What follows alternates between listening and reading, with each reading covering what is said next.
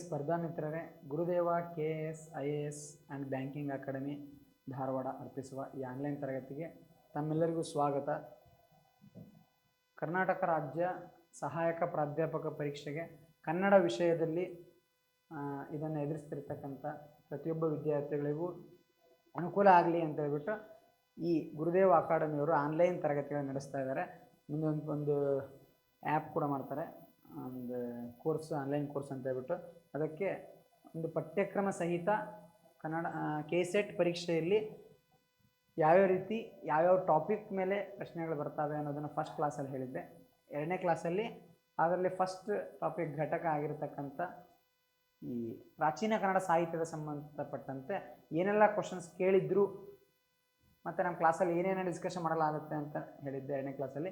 ಇದು ಮೂರನೇ ತರಗತಿ ಆಗಿರುತ್ತೆ, ಪಾರ್ಟ್ 3 ಗೆಳೆಯರೆ. ಓಕೆ, ಎರಡನೇ ಘಟಕ ಈ ಕನ್ನಡ ಸಾಹಿತ್ಯದಲ್ಲಿ ಆ ಮಧ್ಯಕಾಲೀನ ಕನ್ನಡ ಸಾಹಿತ್ಯ ಒಂದು ಘಟಕವನ್ನು ಕುರಿತಂತೆ ಏನೆಲ್ಲ ಪ್ರಶ್ನೆಗಳನ್ನು ಕೇಳ್ತಾರೆ ನೋಡ್ರಿ. ಇವತ್ತಿನ ಘಟಕ ಮಧ್ಯಕಾಲೀನ ಕನ್ನಡ ಸಾಹಿತ್ಯ ಅಂತ ಹೇಳ್ಬಿಟ್ಟು ಇದ್ರ ಮೇಲೆ ಏನೆಲ್ಲ ಪ್ರಶ್ನೆಗಳು ಕೇಳಿದ್ದಾರೆ ಅನ್ನೋದ್ರ ಮೇಲೆ, ಯಾವ್ಯಾವ ವಿಷಯದ ಮೇಲೆ ಪ್ರಶ್ನೆ ಕೇಳ್ತಾರೆ ಅನ್ನೋದ್ರ ಮೇಲೆ ಇರ್ತವೆ. ಇಲ್ಲಿ ಮಧ್ಯಕಾಲೀನ ಕನ್ನಡ ಸಾಹಿತ್ಯ ಅಂತ ಬಂದಾಗ ಅದರ ಪರಿಕಲ್ಪನೆ, ಮಧ್ಯಕಾಲೀನ ಕನ್ನಡ ಸಾಹಿತ್ಯದ ರೂಪಗಳು, ರಾಜಾಶ್ರಯ, ವಚನಕಾರರು, ಅಲ್ಲಿ ಇರ್ತಕ್ಕಂಥ ಧರ್ಮ, ಮಧ್ಯಕಾಲೀನ ಕನ್ನಡ ಕವಿಗಳು, ಕೀರ್ತನೆಕಾರರು, ತತ್ವಪದಕಾರರು, ಇಷ್ಟೆಲ್ಲರ ಬಗ್ಗೆ ಪ್ರಶ್ನೆಗಳು ಕೇಳಿದ್ದಾರೆ.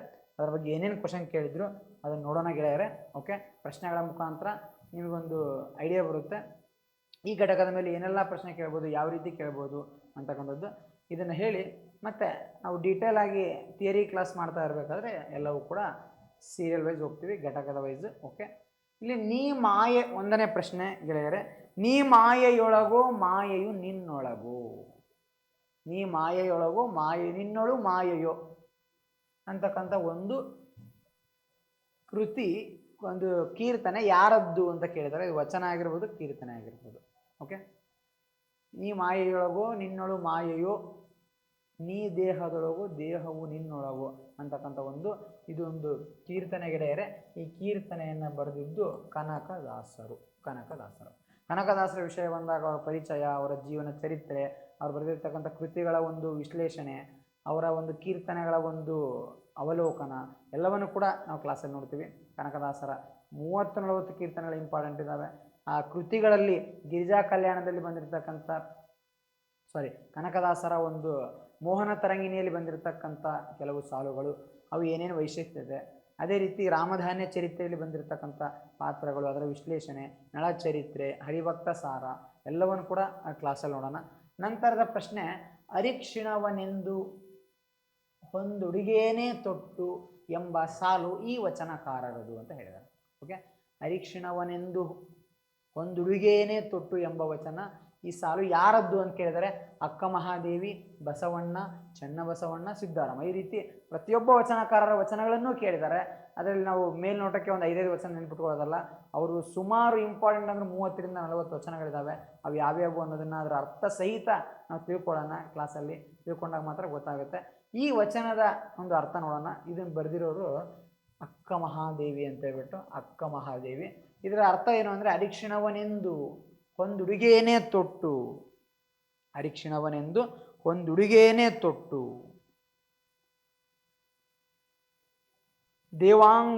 ದೇವಾಂಗವನುಗೆಟ್ಟಲೆ ಪೌರುಷ ಭಾರ, ಪುರುಷ ರತ್ನವೇ ಭಾರ, ನಿನ್ನ ಬರವೆನ್ನ ಹಸುವಿನ ಬರವುದು ಈಗ, ಬಾರಯ್ಯ ಚನ್ನಮಲ್ಲಿಕಾರ್ಜುನ, ನೀನು ಬಂದಹನೆಂದು ಬಟ್ಟೆಯ ನೋಡಿ ಬಾಯಾರುತ್ತಿದ್ದೆನು. ಚನ್ನಮಲ್ಲಿಕಾರ್ಜುನ ಹುಡುಕುವ ಒಂದು ಸ್ಥಿತಿ ಅಕ್ಕ ಮಹಾದೇವಿಯ ಎಲ್ಲ ವಚನಗಳಲ್ಲೂ ನಾವು ಕಾಣ್ಬೋದು. ನೀವು ಕಾಣಿರೆ, ನೀವು ಕಾಣಿರೆ, ಚಿಲಿಮಿಲಿ ಎಂದೋದುವ ಗಿಳಿಗಳಿರ, ನೀವು ಕಾಣಿರೆ, ನೀವು ಕಾಣಿರುವೆ.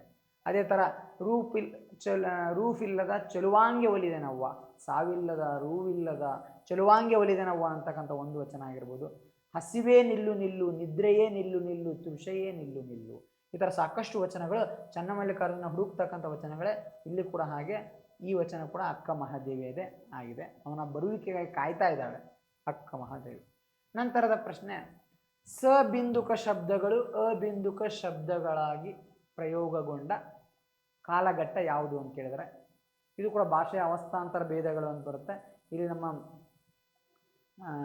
ಸಬಿಂದುಕ ಶಬ್ದಗಳು ಅಂತಕ್ಕಂಥದ್ದು ನಮಗೆ ಮಧ್ಯಕಾಲೀನ ಕನ್ನಡ ಸಾಹಿತ್ಯದಲ್ಲೂ ದೊರೆಯೋದ್ರಿಂದ ನಾವು ಇದನ್ನು ತೊಗೊಂಡಿದ್ದೀವಿ. ಯಾಕಂದರೆ ವಚನಕಾರರು ಬರೋದು ನಡುಗನ್ನಡದಲ್ಲಿ, ಇದೆಲ್ಲ ನಡುಗನ್ನಡ ಆಗಿರೋದ್ರಿಂದ ಇಲ್ಲಿ ನೋಡ್ರಿ ಸಬಿಂದುಕ ಅಂದರೆ ದಾಂಟು ಅಂತಕ್ಕಂಥ ಒಂದು ಪದ ಹಳಗನ್ನಡದಲ್ಲಿ ಬಳಕೆ ಮಾಡ್ತಾ ಇದ್ರು. ಇಲ್ಲಿ ದಾಟು ಅಂತಕ್ಕಂಥ ಒಂದು ಪದ ಬಳಕೆ ಆಗಿದೆ. ಸಬಿಂದುಕ ಅಬಿಂದುಕ ಅಂದರೆ ಅನುಸ್ವಾರ ಲೋಪ ಆಗಿ ನಡುಗನ್ನಡದಲ್ಲಿ ಬಳಸ್ಕೊಂಡ್ರು ಅಂತಕ್ಕಂಥ ಒಂದು ವಿಚಾರ ಇದು. ಓಕೆ, ಸಬಿಂದುಕ ಅಬಿಂದುಕ ಆಗೋದು ನಡುಗನ್ನಡದಲ್ಲಿ ಅಂತ ನೆನಪಿರ್ಬೋದು. ಓಕೆ, ನಂತರದ ಪ್ರಶ್ನೆ, ಯೋಗಾಂಗ ತ್ರಿವಿಧಿಯ ಕರ್ತೃ ಯಾರು ಅಂತ ಕೇಳಿದ್ದಾರೆ.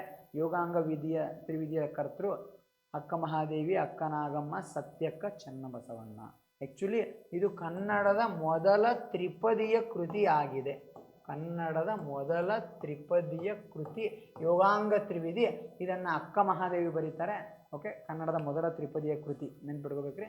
ಇದನ್ನು ಬರೆದಿರೋದು ಅಕ್ಕ ಮಹಾದೇವಿ. ಅಕ್ಕ ಮಹಾದೇವಿ ಇದನ್ನು ಬರೆದಿರೋದ್ರಿಂದಲೇ ಈಕೆಗೆ ಕನ್ನಡದ ಮೊದಲ ಕವಯತ್ರಿ ಅಂತ ಕರೀತಾರೆ. ಇನ್ನು ಕಂತಿ ಅಂತ ಇದ್ದಾಳೆ. ಕಂತಿ ಕಾಲ 1100 ಕಂತಿಯದು. ಆ ಕಂತಿ ಹಂಪನ ಸಮಸ್ಯೆಗಳು ಅಂತಕ್ಕಂಥ ಕೃತಿ ಬರೆದಿದ್ಲು ಅಂತ ಹೇಳ್ತಾರೆ ಈಕೆಗಿಂತ ಮುಂಚೆ. ಆದರೆ ಅದು ನಮಗೆ ಪೂರ್ಣ ಪ್ರಮಾಣದಲ್ಲಿ ದೊರೆತಿಲ್ಲ. ಸಿಕ್ಕರೆ ಅದೇ ನಮ್ಮ ಕನ್ನಡದ ಮೊದಲ ಕವಯತ್ರಿ ಆಗ್ತಾರೆ ಕಂತಿ.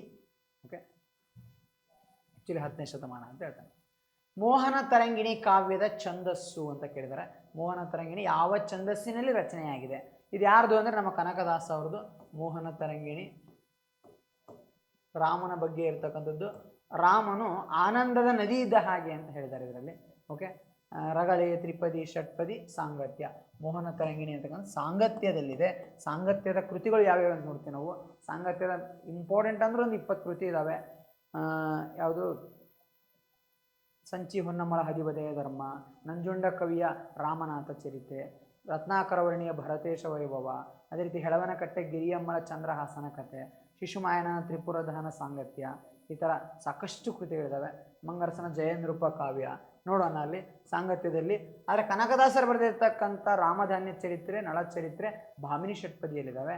ಈ ಮೋಹನ ತರಂಗಿಣಿ ಮಾತ್ರ ಸಾಂಗತ್ಯದಲ್ಲಿರೋದನ್ನು ನಾವು ಕಾಣ್ತೀವಿ. ನಂತರದ ಪ್ರಶ್ನೆ ನೋಡಿ, ಇದ್ರ ಮುಖಾಂತರ ನಾವು ಮಧ್ಯಕಾಲೀನ ಕನ್ನಡ ಸಾಹಿತ್ಯ ರೂಪಗಳು ಯಾವ್ಯಾವ ಇದ್ದು ಅಂತಕ್ಕಂಥದ್ರ ಮೇಲೆ ಪ್ರಶ್ನೆ ಕೇಳಿರ್ತಕ್ಕಂಥದ್ದು.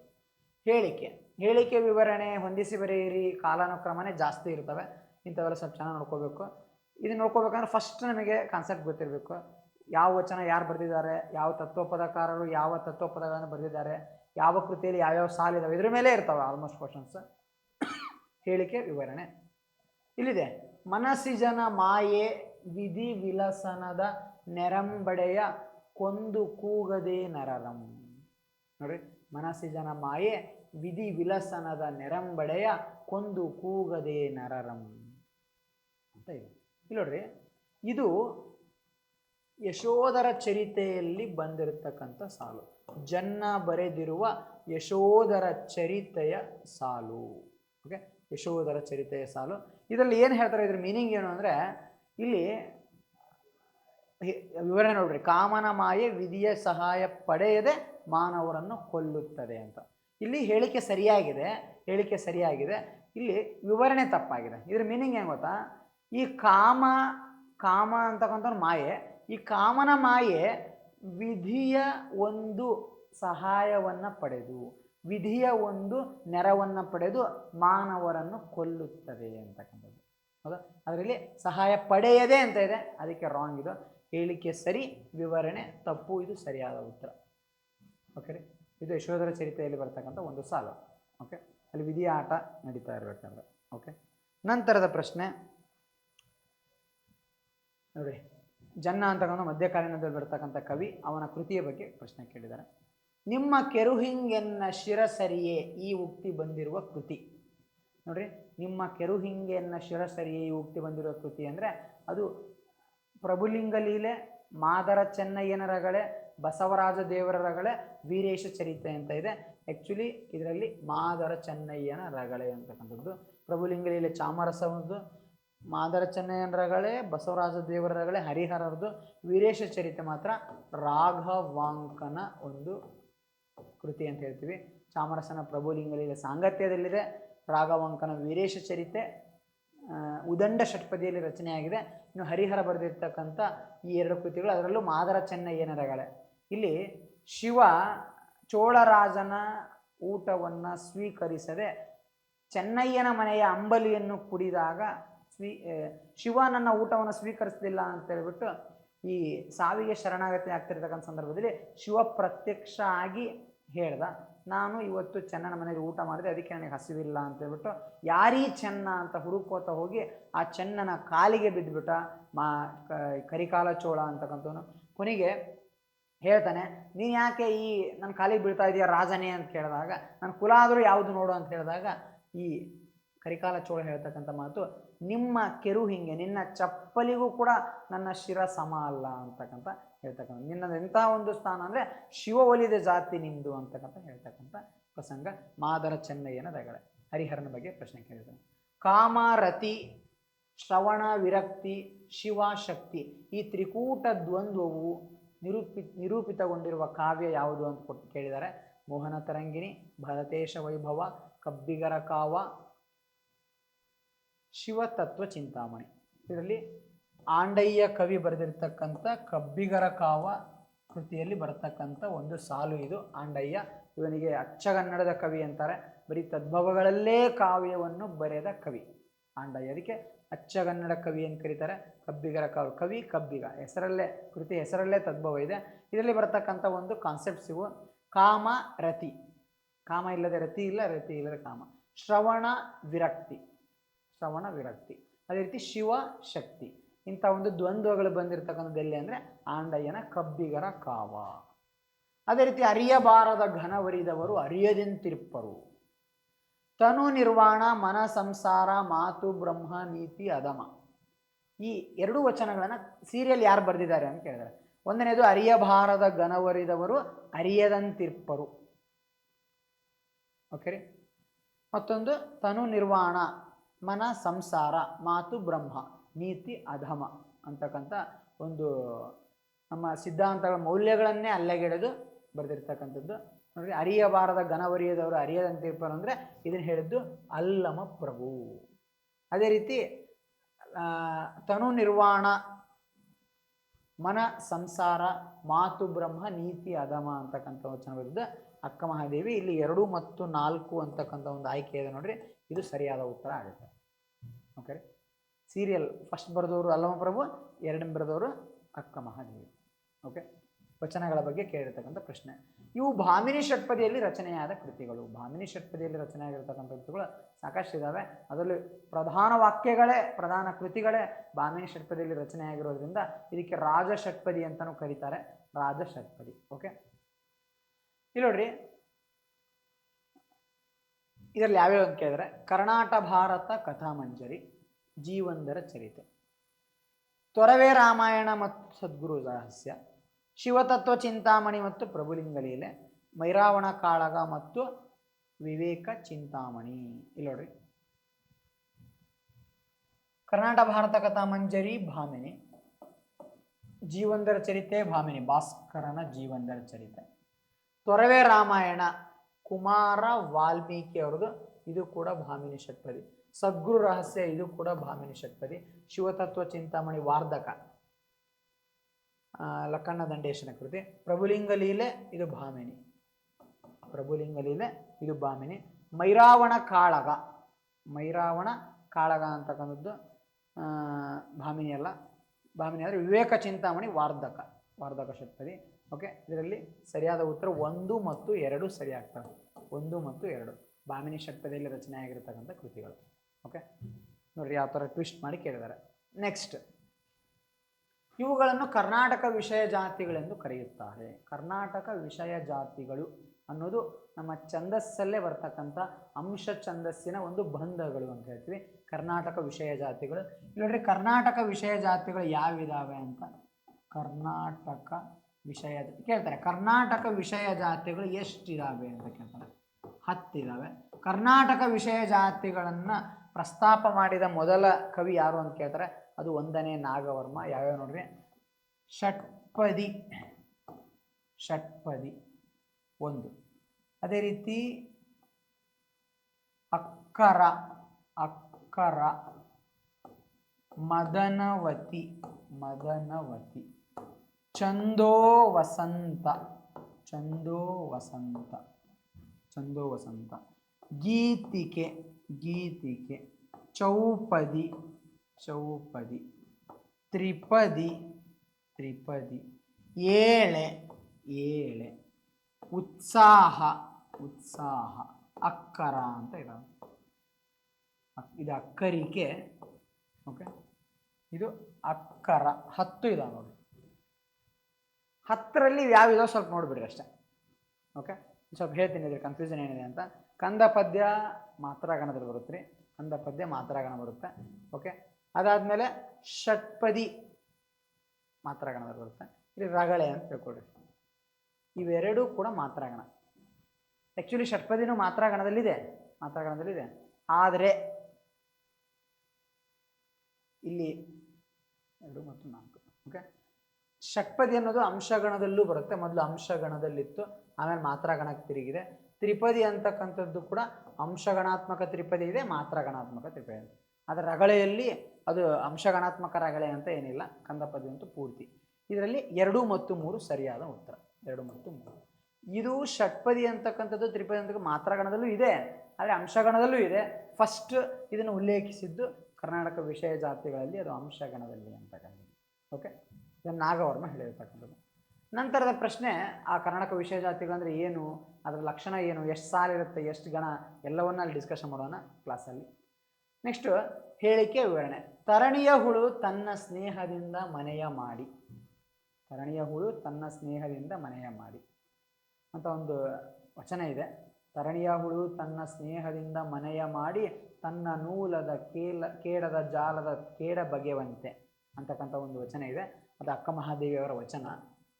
ನೀವು ಎಲ್ಲ ವಚನಕಾರರ, ಎಲ್ಲ ಕೀರ್ತನೆಕಾರರ ವಚನಗಳು, ಆ ಮಧ್ಯಕಾಲೀನ ಕನ್ನಡ ಕವಿಗಳಾಗಿರ್ಬೋದು, ಪ್ರಾಚೀನ ಕನ್ನಡ ಕವಿಗಳಾಗಿರ್ಬೋದು, ಎಲ್ಲ ಕವಿಗಳ ಕೃತಿಯ ಸಾಲುಗಳು ಇಂಪಾರ್ಟೆಂಟ್ ಯಾವುವು ಎಲ್ಲವನ್ನು ಡೀಟೇಲ್ ನೋಡೋಣ ಅಲ್ಲಿ.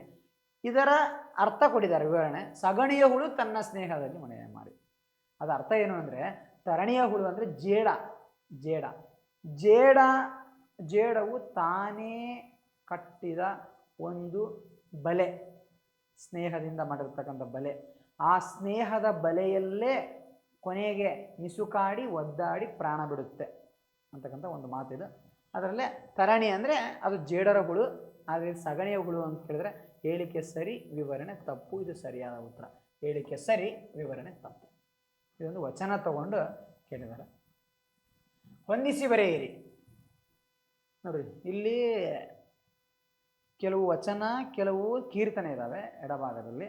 ಬಲಭಾಗದಲ್ಲಿ ಆ ವಚನಕಾರರು ಮತ್ತು ಕೀರ್ತನೆಕಾರನ ಕೊಟ್ಟಿದ್ದಾರೆ. ಯಾವುದು ಸರಿ ಹೊಂದುತ್ತೆ ಅಂತ ಕೇಳ್ತಾರೆ. ಓಕೆ, ಇಲ್ಲಿ ನೋಡ್ರಿ, ಹಾವು ತಿಂದವರ ನುಡಿಸಬಹುದು, ಹಾವು ತಿಂದವರ ನುಡಿಸಬಹುದು ಅಂತಕ್ಕಂಥ ಒಂದು ವಚನ. ಅರಿಸಿನವನೇ ಮಿಂದು ಹೊಂದುಡುಗೆಯನೇ ತೊಟ್ಟು ಅಂತಕ್ಕಂಥ ಒಂದು ವಚನ. ಆಚಾರವಿಲ್ಲದ ನಾಲಿಗೆ ನಿನ್ನ ನೀಚ ಬುದ್ಧಿಯ ಬಿಡು ಅಂತಕ್ಕಂಥ ಒಂದು ಕೀರ್ತನೆ. ಹುಟ್ಟದ ಯೋನಿಗಳಿಲ್ಲ, ಹುಟ್ಟದ ಯೋನಿಗಳಿಲ್ಲ, ಮೆಟ್ಟದ ಭೂಮಿಗಳಿಲ್ಲ ಅಂತಕ್ಕಂಥ ಒಂದು ಕೀರ್ತನೆ. 2 ವಚನ ಇದ್ದಾವೆ, 2 ಕೀರ್ತನೆ ಇದ್ದಾವೆ.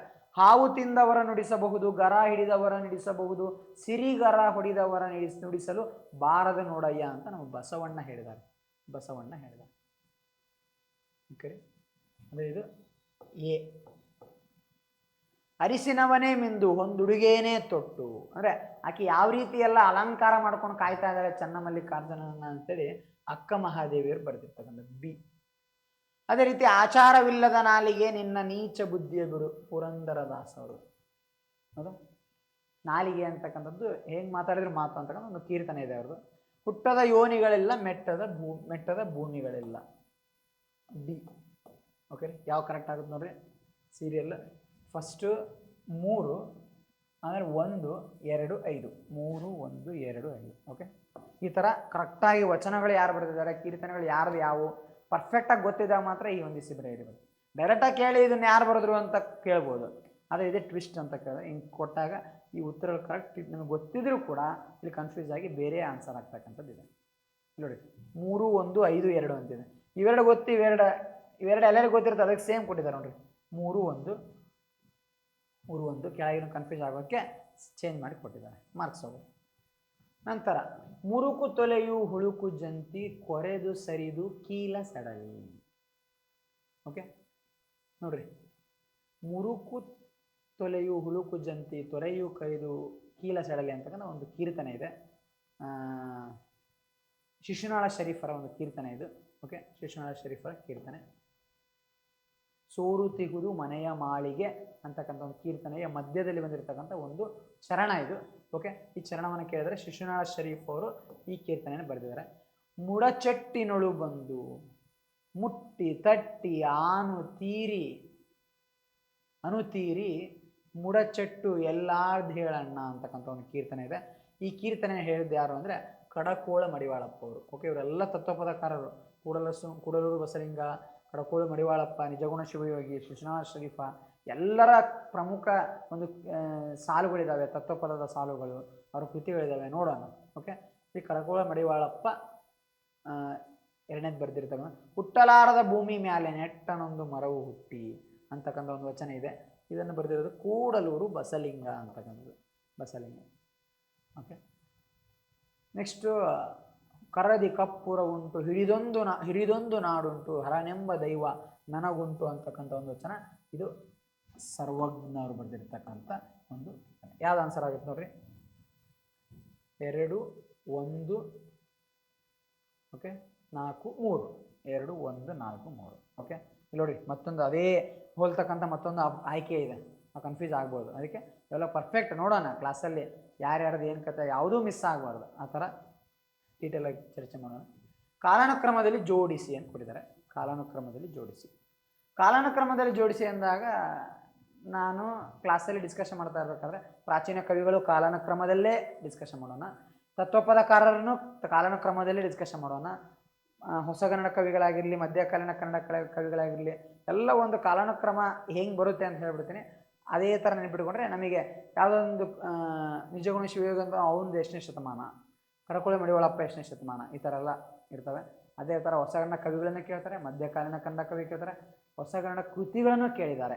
ಓಕೆ, ಅದ್ರ ಸಪ್ರೇಟ್ ಟಾಪಿಕ್ಗೆ ನೋಡೋಣ. ಇಲ್ಲಿ ನೋಡ್ರಿ, ಕಾಲಾನುಕ್ರಮದಲ್ಲಿ ಜೋಡಿಸ್ರಿ ಅಂದರೆ ಯಾರಾದ್ಮೇಲೆ ಯಾರು ಬಂದರು ಅಂತಕ್ಕಂಥದ್ದು. ಈ ಥರದ್ದು ಒಂದು 5 ಕ್ವಶನ್ ಇರ್ತಾವೆ ಆಲ್ಮೋಸ್ಟ್. ನೋಡಿರಿ, ಇದರಲ್ಲಿ ನಿಜಗುಣ ಶಿವಯೋಗಿ, ಶಿಶುನಾಳ ಶರೀಫ, ಕಡಕೋಳ ಮಡಿವಾಳಪ್ಪ, ಕೂಡಲೂರು ಬಸವಲಿಂಗ ಅಂತೇಳಿ.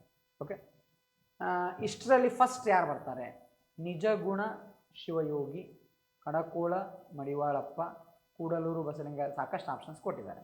ಓಕೆ, ಇದರಲ್ಲಿ ನಿಜಗುಣ ಶಿವಯೋಗಿ ಇವ್ರ ಕಾಲ ಬಂದು ನಿಜಗುಣ ಶಿವಯೋಗಿ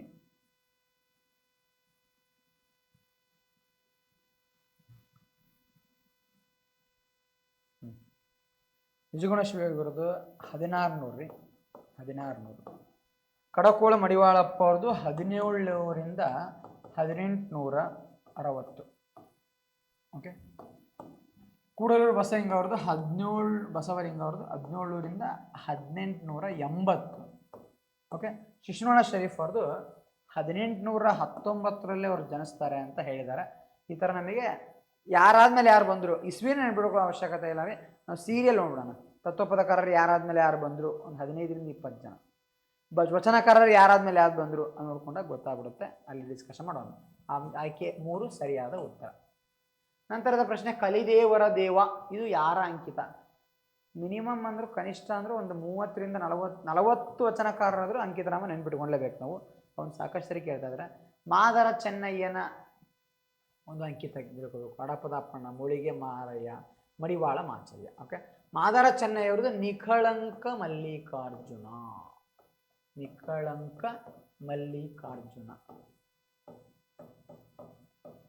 ಓಕೆ, ಅದೇ ರೀತಿ ಮಡಿವಾಳ ಮಾಚಿದೇವರದು ಕಲಿದೇವರ ದೇವ. ಇದು ಸರಿಯಾದ ಉತ್ತರ, ಮಡಿವಾಳ ಮಾಚಿದೇವ ಅಂತಕ್ಕಂಥದ್ದು. ಓಕೆ, ಸಾಕಷ್ಟು. ಇನ್ನು ನಿರ್ಮಳರ ಸಂಘವು ಕಳೆಯಬಹುದೇ ಮನದ ಮೈಲಿಗೆಯ. ನಿರ್ಮಳರ ಸಂಘವು ಕಳೆಯಬಹುದೇ ಮನದ ಮೈಲಿಗೆಯ ಅಂತಕ್ಕಂಥದ್ದು ಇದು ಯಾವ ಕೃತಿಯಲ್ಲಿ ಬಂದಿದೆ ಅಂತ ಕೇಳಿದ್ದಾರೆ. ಪ್ರಭುಲಿಂಗ ಲೀಲೆ, ಹರಿಶ್ಚಂದ್ರ ಕಾವ್ಯ, ಗಿರಿಜಾ ಕಲ್ಯಾಣ, ಪ್ರಭುದೇವರ ರಗಳೆ. ಓಕೆ, ಎರಡು ಕನ್ಫ್ಯೂಸ್ ಮಾಡಕ್ಕೆ ನೋಡ್ರಿ. ಇದು ಚಾಮರಸನ ಪ್ರಭುಲಿಂಗ ಲೀಲೆಯಲ್ಲಿ ಬಂದಿರತಕ್ಕಂಥ ಒಂದು ಸಾಲು. ನಿರ್ಮಳರ ಸಂಘವು ಕಳೆಯಬಹುದೇ ಮನದ ಮೈಲಿಂಗೆಯ. ನಾವು ಭಾಳ ನಿರ್ಮಲವಾಗಿರ್ತಕ್ಕಂಥ ವ್ಯಕ್ತಿಗಳಂತೇಳಿ ಅವರನ್ನು ಸಹವಾಸ ಮಾಡಿದರೆ ನಮ್ಮ ಮೈಲಿಗೆ ಕಳೆಯುತ್ತಾ ಅಂತಕ್ಕಂಥ ಒಂದು ಪ್ರಶ್ನೆ ಕೇಳಿರ್ತಕ್ಕಂಥದ್ದು ಪ್ರಭುಲಿಂಗ ಲೀಲೆಯಲ್ಲಿ ಬಂದಿರತಕ್ಕಂಥ ಒಂದು ಸಾಲು. ನೆರೆದ ಪಂಚೇಂದ್ರಿಯಗಳು ನಾಲ್ಕಧಮ ಒಂದಧಿಕವೇ. ಓಕೆ, ನೆರೆದ ಪಂಚೇಂದ್ರಿಯಗಳು ನಾಲ್ಕಧಮ ಒಂದಧಿಕವೇ ಅಂತಕ್ಕಂಥ ಸಾಲು ಉಲ್ಲೇಖಿಸಿದ್ದು ಯಾರು ಅಂದರೆ ಅದು ಹರಿಶ್ಚಂದ್ರ ಕಾವ್ಯ ರಾಘವಾಂಕನ ಕೃತಿಯಲ್ಲಿ ಬರ್ತಕ್ಕಂಥದ್ದು. ಓಕೆ, ಅದ್ರ ಮೀನಿಂಗ್ ಏನು, ಅದರಲ್ಲಿ ಇಂಪಾರ್ಟೆಂಟ್ ಯಾವ್ಯಾವ ಸಾಲುಗಳು ಬರ್ತವೆ ಎಲ್ಲವೂ ನೋಡೋಣ. ಓಕೆ, ನಂತರದ ಪ್ರಶ್ನೆ, ಇವು ವಾರ್ಧಕ ಷಟ್ಪದಿಯ ಕಾವ್ಯಗಳನ್ನು ಕೊಟ್ಟಿದ್ದಾರೆ. ವೀರೇಶ ಚರಿತ್ರೆ ಉದಂಡ ಷಟ್ಪದಿ ರೀ, ಉದಂಡ ಷಟ್ಪದಿ.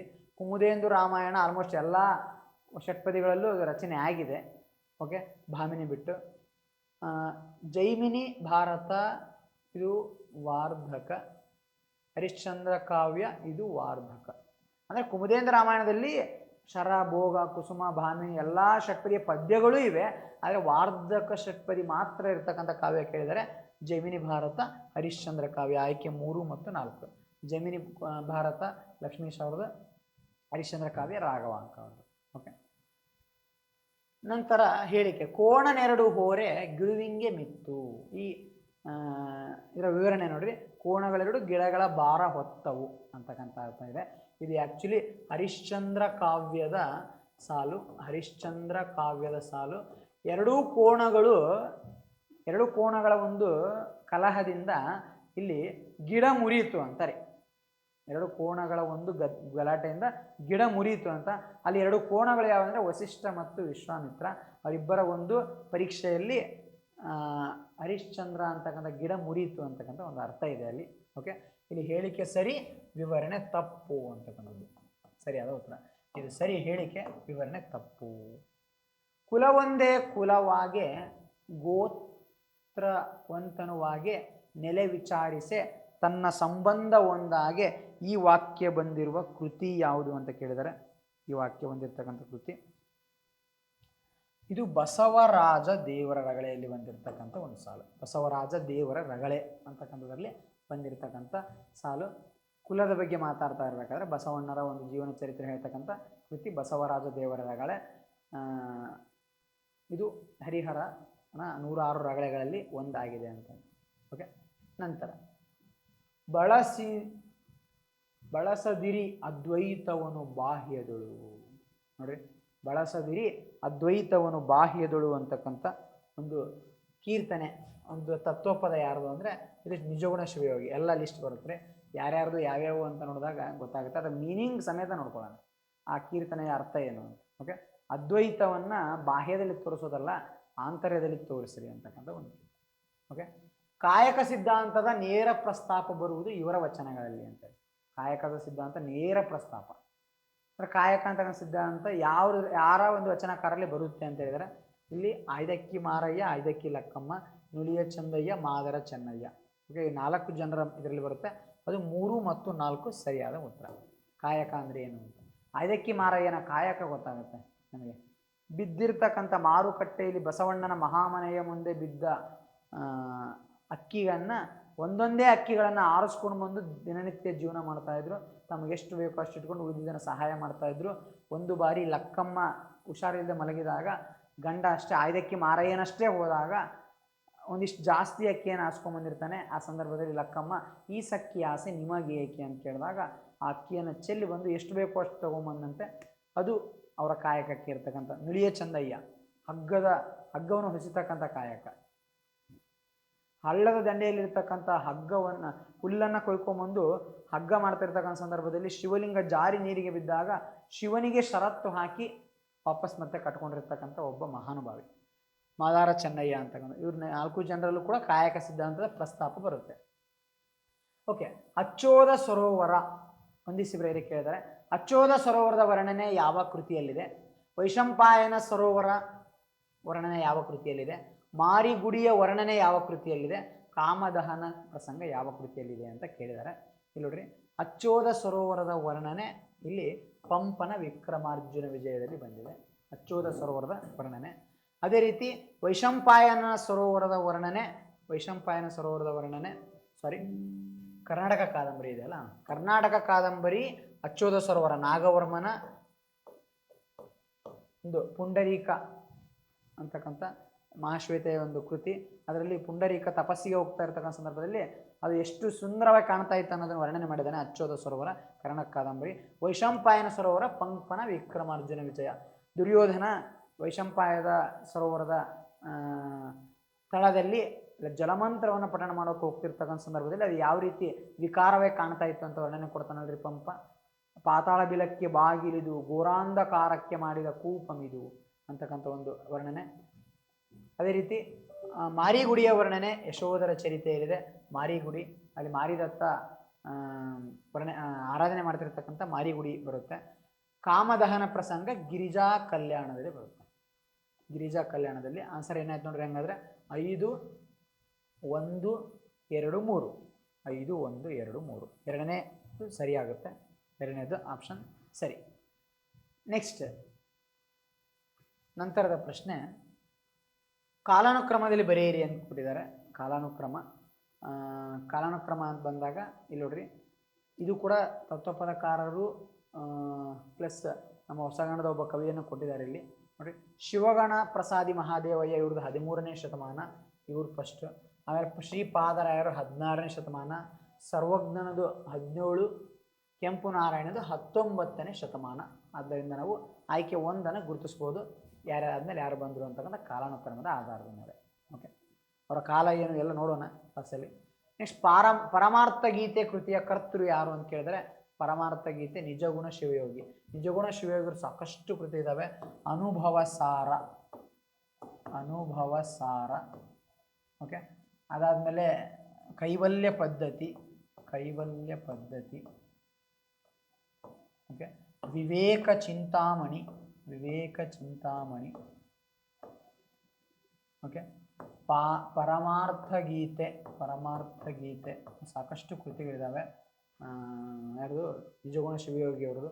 ಓಕೆ, ನರಹರಿ, ತೊಲವೆ ನರಹರಿ ಅಂತ ಕರೀತಾರೆ. ಕುಮಾರ ವಾಲ್ಮೀಕಿ ಅಂದ್ರೆ ಅವನೇ. ಮುಪ್ಪಿನ ಷಡಕ್ಷರಿಯ ವಚನಗಳಿದ್ದಾವೆ. ಓಕೆ, ಅವರೆಲ್ಲರೂ ಡೀಟೇಲ್. ಒಂದು 40 ಜನ ಮಧ್ಯಕಾಲೀನ ಕನ್ನಡ ಕವಿಗಳು ಬರುತ್ತಾರೆ, ಅದರಲ್ಲಿ ನೋಡೋಣ. ಕೃಷ್ಣ ಬಾಣಾಸುರರ ಯುದ್ಧದ ಕಥಾನಕ ಇರುವ ಸಾಂಗತ್ಯ ಕೃತಿ ಯಾವುದು ಅಂತ ಕೇಳಿದರೆ ನೋಡ್ರಿ, ಇದರಲ್ಲಿ ಎಲ್ಲವೂ ಸಾಂಗತ್ಯನೇ. ಓಕೆ, ಕುಮಾರರಾಮನ ಸಾಂಗತ್ಯ ನಂಜುಂಡ ಕವಿಯವ್ರದ್ದು, ಭರತೇಶ ವೈಭವ, ರತ್ನಾಕರ ವರ್ಣಿ, ಮೋಹನ ತರಂಗಿಣಿ ಕನಕದಾಸ ಅವ್ರದ್ದು. ಆದರೆ ಮೋಹನ ತರಂಗಿಣಿಯಲ್ಲೇ ಕೃಷ್ಣ ಬಾಣಾಸುರರ ಒಂದು ಯುದ್ಧದ ಕಥೆ ಬಂದಿದೆ ಅಂತಕ್ಕಂಥದ್ದನ್ನು ನಾವು ನೋಡ್ತೀವಿ. ಓಕೆ, ಕನಕದಾಸ ಅವರು. ನೆಕ್ಸ್ಟ್, ಕೆಳಗಿನ ಜೋಡಿಗಳಲ್ಲಿ ಯಾವುದು ಸರಿ ಹೊಂದಾಣಿಕೆ ಆಗುತ್ತದೆ ಅಂತ ಕೇಳಿದ್ದಾರೆ ನೋಡ್ರಿ. ದೇಪಿರಾಜನ ನೇಮಿ ಜಿನೇಶ ಸಂಗತಿ ಅಂತಿದೆ, ನೇಮಿ ಜಿನೇಶ ಸಂಗತಿ. ಓಕೆ, ಜಗನ್ನಾಥದಾಸರ ಹರಿಕಥಾಮೃತ ಸಾರ, ಚಾಟು ವಿಠಲನಾಥನ ತುರಂಗ ಭಾರತ, ಲಕ್ಕಣ ದಂಡೇಶನ ಪ್ರಭುದೇವರ ಪುರಾಣ. ದೇಪಿರಾಜನ ಕೃತಿ ಸೊಬಗಿನ ಸೋನೆ, ಕನ್ನಡದ ಮೊಟ್ಟ ಮೊದಲ ಸಾಂಗತ್ಯ ಕೃತಿ. ಓಕೆ, ಇದು ತಪ್ಪು. ಜಗನ್ನಾಥದ ಇದು ಸರಿ ಇದೆ, ಹರಿಕಥಾಮೃತ ಸಾರ. ಚಾಟು ವಿಠಲನಾಥನ ಕನ್ನಡ ಭಾಗವತ ಭಾಮಿನಿ ಷಟ್ಪದಿಯಲ್ಲಿದೆ. ಲಕ್ಕಣ್ಣ ದಂಡೇಶನ ಶಿವತತ್ವ ಚಿಂತಾಮಣಿ, ಇದು ವಾರ್ಧಕ ಷಟ್ಪದಿಯಲ್ಲಿರೋದನ್ನು ನಾವು ಕಾಣ್ಬೋದು. ಓಕೆ, ಇದು ಮಂಗರಸನ ಕೃತಿ ನೇಮಿ ದಿನೇಶ ಸಂಗತಿ ಅಂತಕ್ಕಂಥದ್ದು. ಓಕೆ, ಇದು ಸಾಂಗತ್ಯ ಕೃತಿಯೇ ಹೌದು. ಓಕೆ, ಇದರಲ್ಲಿ ಆನ್ಸರ್ ಯಾವುದ್ರಿ? ಆಯ್ಕೆ 2 ಜಗನ್ನಾಥದಾಸರ ಹರಿಕಥಾಮೃತ ಸಾರ ಸರಿಯಾಗಿದೆ. ಮನ್ಮಥನ ಪ್ರಸಂಗವಿರುವ ಕೃತಿಗಳು: ಮನ್ಮಥ, ಕಾಮದೇವ, ಮದನ, ಮನಸ್ಸಿಜ, ಕರ್ವುಗಲ್ಲ ಅಂತ ಎಲ್ಲ ಕರೀತಾರೆ ಅವನಿಗೆ. ಆ ಮನ್ಮಥನ ಪ್ರಸಂಗ ಎಲ್ಲಿ ಬರುತ್ತೆ ಅಂದರೆ ಅದು ಗಿರಿಜಾ ಕಲ್ಯಾಣ, ಒಂದು ಕಬ್ಬಿಗರ ಕಾವ.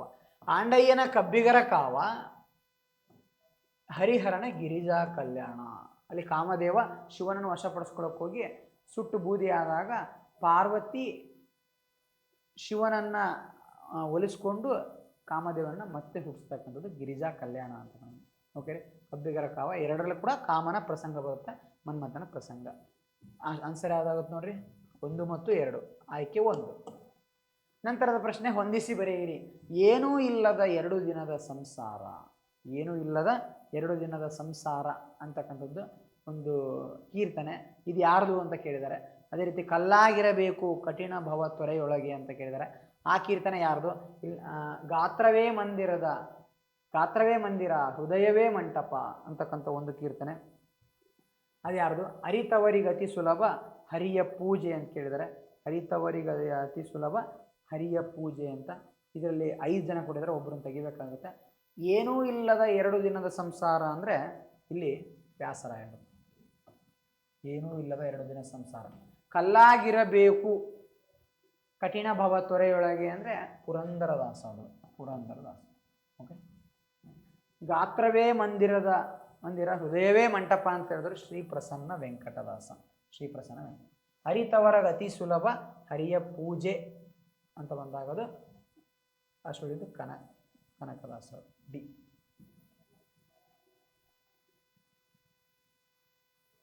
ಎರಡು 1 4 ಜಗನ್ನಾಥದಾಸ. ಹರಿತವರಿಗೆ ಅತಿ ಸುಲಭ ಹರಿಯ ಪೂಜೆ ಅಂತಕ್ಕಂಥದ್ದು 5. ಓಕೆ, ಇದು ಸರಿಯಾದ ಉತ್ತರ ಆಗುತ್ತೆ. 4 5 ಆಯ್ಕೆ 3 ಸರಿಯಾದ ಉತ್ತರ. ಯಾವ್ಯಾವ ಎಲ್ಲ ಕೀರ್ತನೆಕಾರರು, ವಚನಕಾರರು, ಕವಿಗಳು ಎಲ್ಲರ ಕೀರ್ತನೆ ಯಾವ್ಯಾವು, ಕೃತಿಯ ಸಾಲುಗಳು ಯಾವ್ಯಾವು ಮೇಲೆ ಒಂದು 50% ಕ್ವಶನ್ ಕೇಳ್ತಾರೆ. ಓಕೆ, ಅದನ್ನು ಕರೆಕ್ಟಾಗಿ ನೋಡ್ಕೊಂಬಿಡೋಣ. ಆ ಸಾಲಿನ ಕೀರ್ತನೆಯ ಅರ್ಥಗಳನ್ನು ತಿಳಿಯೋಣ, ಅವಾಗ ಗೊತ್ತಾಗುತ್ತೆ ನಮಗೆ. ಓಕೆ, ಆ್ಯಕ್ಚುಲಿ ಪರ್ಫೆಕ್ಟಾಗಿ ಯಾವುದು ಅಂತೇಳಿ. ಇದು ಮಧ್ಯಕಾಲೀನ ಕನ್ನಡ ಸಾಹಿತ್ಯದ ಬಗ್ಗೆ ಏನೇನು ಕ್ವಶನ್ ಕೇಳಿದರೆ ಅನ್ನೋದ್ರ ಮೇಲೆ ಕ್ಲಾಸ್ ಆಗಿದ್ದು ಗೆಳೆಯರೆ. ನಂತರದ ಇದು 3ನೇ ತರಗತಿ ಆಗಿರುತ್ತೆ. ನೆಕ್ಸ್ಟ್ 4ನೇ ಕ್ಲಾಸಲ್ಲಿ ಆಧುನಿಕ ಕಾವ್ಯ ಅಂತ ಒಂದು ಟಾಪಿಕ್ ಇದೆ, 4ನೇ ಘಟಕ. ಅಲ್ಲಿ ಕವಿಗಳೆಲ್ಲ ಬರ್ತಾರೆ, ಅಲ್ಲಿ ಹೊಸಗನ್ನಡ ಸಾಹಿತ್ಯ ಪಂಥಗಳು ಬರ್ತವೆ, ಹೊಸಗನ್ನಡ ಒಂದು ಸಾಹಿತ್ಯ ಪ್ರಕಾರಗಳು ಬರ್ತವೆ. ಓಕೆ, ಸಣ್ಣ ಕಥೆ, ಕಾದಂಬರಿ, ನಾಟಕ, ಕವನ ಸಂಕಲನ, ವಿಚಾರ ಸಾಹಿತ್ಯ ಇತ್ಯಾವೆಲ್ಲ ಬರ್ತವೆ. ಅದರಲ್ಲಿ ಕವಿಗಳು ಯಾರ್ಯಾರು, ಆ ಕಾವ್ಯಕ್ಕೆ ಕೊಟ್ಟಿರ್ತಕ್ಕಂಥ ಕಾವ್ಯದಲ್ಲಿ ಮತ್ತೆ ಯಾವ್ಯಾವ ಬರ್ತವೆ, ಭಾವಗೀತೆ, ಶೋಕಗೀತೆ, ವಿಡಂಬನಾ ಕಾವ್ಯ, ಈ ಥರ ಎಲ್ಲ ಅವನ್ನ ನೆಕ್ಸ್ಟ್ ಕ್ಲಾಸಲ್ಲಿ ನೋಡೋಣ. 4ನೇ ಘಟಕದಲ್ಲಿ ಆಧುನಿಕ ಕಾವ್ಯ ಅಂತಕ್ಕಂಥ ಘಟಕದಲ್ಲಿ ಏನೆಲ್ಲ ಪ್ರಶ್ನೆಗಳನ್ನು ಕೇಳಿದ್ರು ಅದ್ರ ಮುಖಾಂತರ ನಿಮಗೊಂದು ಆಸಕ್ತಿ ಬರ್ತಕ್ಕಂಥ ಒಂದು ಕ್ಲಾಸ್ ಆಗಿರುತ್ತೆ. ಈ ಎಲ್ಲ ಘಟಕಗಳ ಮೇಲೆ ನಡೆದಿರ್ತಕ್ಕಂಥ ಪ್ರಶ್ನೆ ಕೇಳಿರ್ತಕ್ಕಂಥದ್ದೆಲ್ಲ ಹೇಳಿಬಿಟ್ಟು ಲಾಸ್ಟಿಗೆ ನಮ್ಮ ಕ್ಲಾಸ್ ಸ್ಟಾರ್ಟ್ ಮಾಡ್ತೀವಿ. ಓಕೆ, ಈ ಥರ ಇತ್ತು. ನಿಮಗೊಂದು ಐಡಿಯಾ ಬರಲಿ ಅಂತೇಳಿ ಈ ಥರ ಪ್ರಶ್ನೆಗಳೊಂದಿಗೆ ಬಂದಿದೆ ಇವತ್ತು. ಓಕೆ, ಸ್ಪರ್ಧಾ ಮಿತ್ರರೇ, ನಮ್ಮ ಚಾನಲನ್ನು ಸಬ್ಸ್ಕ್ರೈಬ್ ಮಾಡಿಲ್ಲ ಅಂದರೆ ಸಬ್ಸ್ಕ್ರೈಬ್ ಮಾಡಿ. ಗುರುದೇವ ಅಕಾಡೆಮಿ ಯೂಟ್ಯೂಬ್ ಚಾನಲ್ ಅಂತ ಇದೆ, ಗುರುದೇವ ಅಕಾಡೆಮಿ ಧಾರವಾಡ ಅಂತೇಳಿ.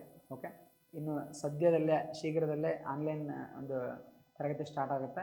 ಅದಕ್ಕೆಲ್ಲ ಇದು ಸ್ವಲ್ಪ ಪೂರ್ವ ತಯಾರಿ ಅಂತ ಹೇಳ್ಬೋದು. ಓಕೆ, ನಮ್ಮ ತರಗತಿಯಲ್ಲಿ ಏನಾದ್ರ ಬಗ್ಗೆ ಮಾಹಿತಿ ಕೊಡಲಾಗುತ್ತೆ ಅಂತೇಳಿ ಸಿಲೆಬಸ್ ಇಟ್ಕೊಂಡೆ, ಆದರೆ ಏನೇ ಕೇಳಿದ್ದಾರೆ ಅದನ್ನು ಮನಸ್ಸಲ್ಲಿ ಇಟ್ಕೊಂಡೆ ಕ್ಲಾಸ್ ಮಾಡೋಣ. ಓಕೆ, ಇವೇ ಕ್ವಶನ್ಸ್ ಬರ್ತಾವಂತಲ್ಲ, ಆದರೆ ವಚನಕಾರರ ಎಲ್ಲ ವಚನಗಳು ನೆನ್ಪಿಟ್ಕೊಂಡ್ರೆ ಯಾರ್ಯಾವುದು ಯಾರ್ದು ಅಂತ ನೆನ್ಪಿಟ್ಕೊಂಡ್ರೆ ಕ್ವಶನ್ ಬರುತ್ತೆ. ಕೀರ್ತನೆಗಳು, ಎಲ್ಲ ಕೃತಿಗಳ ಒಂದು ಸಾಲುಗಳಾಗಿರ್ಬೋದು, ಆ ಒಂದು ಕೃತಿಯ ಸಾರಾಂಶ, ವಿಶ್ಲೇಷಣೆ, ಇವೆಲ್ಲವೂ ಕೂಡ ನೋಡೋಣ. ಓಕೆ, ನಂತರ ತರಗತಿಯಲ್ಲಿ ಮತ್ತೊಂದು ಇಷ್ಟು ಪ್ರಶ್ನೆಗಳೊಂದಿಗೆ ಭೇಟಿಯಾಗೋಣ. ಅಲ್ಲಿವರೆಗೂ ಹಾಗೆ ಕ್ಲಾಸನ್ನು ನೋಡ್ತಾ ಇರ್ರಿ. ಕ್ವಶನ್ಸ್ ಸ್ವಲ್ಪ ಯಾವ ರೀತಿ ಟ್ವಿಸ್ಟ್ ಬರ್ತವೆ ಅಂತ ಸ್ವಲ್ಪ ನೋಡಿರಿ. ಓಕೆ, ನಂತರ ತರಗತಿಯಲ್ಲಿ ಭೇಟಿ ಮಾಡೋಣ. ತರಗತಿ ಅಟೆಂಡ್ ಮಾಡಿರ್ತಕ್ಕಂಥ ಎಲ್ಲರಿಗೂ ಧನ್ಯವಾದ.